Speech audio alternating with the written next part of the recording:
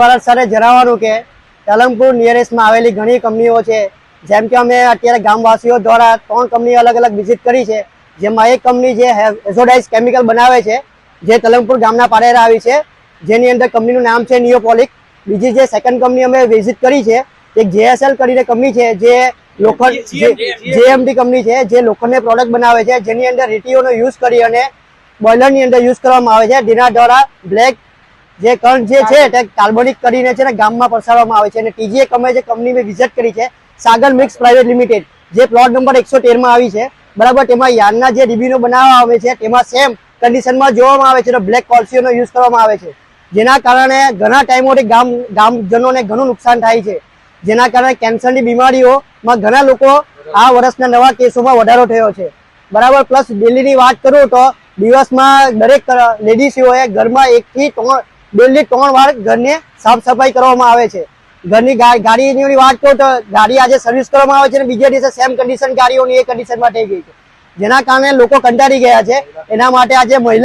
મહિલા વર્ગ અમને અમારા જે ગામના બધા જેન્ટ્સ પુરુષ વર્ગ અમે આજે નીકળ્યા હતા જન આંદોલન માટે કે આ વસ્તુનું આપણે કાયદા નિરાકરણ થાય ને ગુજરાત પોલ્યુશન કંટ્રોલ બોર્ડ જીબીસીબી જે આના પર એક્શન લે। મેઇન વસ્તુઓ છે કે આ જે કંપનીઓ 3 જે તમે મોટી બટી બનાવીએ છે તેના મેઇન પોઈન્ટ કે જે એક્શન લેવામાં આવે, જે પેરામીટર જે છે તે ચેક કરવામાં આવે, જે ચીમડીઓ ચાલે છે, જે હાલમાં જે બોઇલર છે, ઇન્સિનેટર છે, ઇન્સિનેટર ટાઈમ પર સર્વિસ કરવામાં આવે છે કે નથી કરવામાં આવતા છે,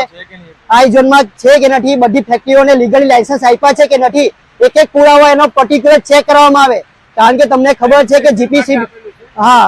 જીપીસીબી એમાં કારણ કે જે તમે કોઈ કંપની ધારો કે કેમિકલ કંપની લાખો છો એના પર્ટિક્યુલર ક્રાઇટેરિયા આવે છે કે એમાં જે આ પર્ટિક્યુલર બધા લાયસન્સની જરૂર પડે છે, તે જીપીસીબી ને મારી અરજી છે કે પર્ટિક્યુલર બધા એક એક ડોક્યુમેન્ટ ચેક કરે, આ લીગલી છે કે ખોટું છે કે નથી તે બધું ચેક કરે ને તેના પર એક્શન લે। ને એમાં જે બીજી કંપનીની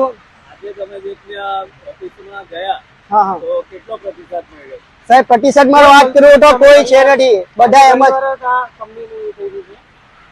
કોઈ પણ જાતના સેટ કે કોઈ પણ કામ મળતું નથી, દર વખતે માણસો મળે છે અને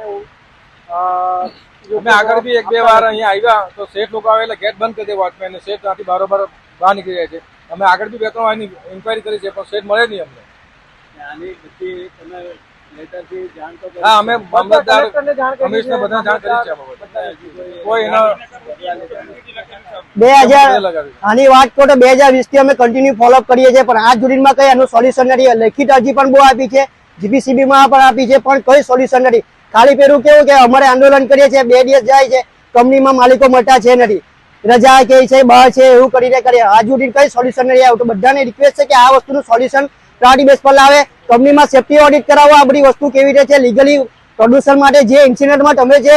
હાલમાં જે નિરાકરણ કરો છો પ્રોડક્ટનું તે કેવી રીતે થાય છે તેનું એક્શન લેવો, જેની અંદર કઈ વસ્તુ બાળવામાં આવે, પર્ટિક્યુલર વસ્તુ બાળવામાં આવે, ગમે તેમ વસ્તુ બાળી અને તેમાં કેવું છે કે હવામાં છોડવામાં આવે, તેના કારણે લોકોને નુકસાન થાય છે। ને પર્ટિક્યુલર કે આઈડિયો ટેક્સટાઇલ ઝોન છે તો તમે એમને હાલમાં કેમિકલને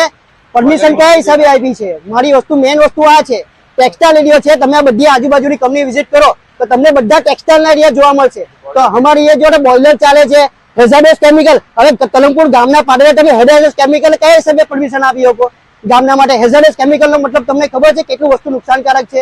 એના માટે સ્પેશિયલ કેમિકલ ઝોનનો આપવામાં આવે છે, ત્યાં એ કંપની ચાલુ કરવાની હોય છે। અધિકારીઓ જવાબદારી હોય હા એની પર બી એક્શન લેવામાં હા, આના પર જેને જે લાયસન્સ આપીને અનલીગલ રીતે ચાલુ કરવામાં આવેલું છે તેના પર એક્શન લેવામાં આવે। આ લોકો દરરોજ રાત્રે એની અંદર 2-3 વાર બુશિંગ કરે આ કેમિકલનું રોજ જ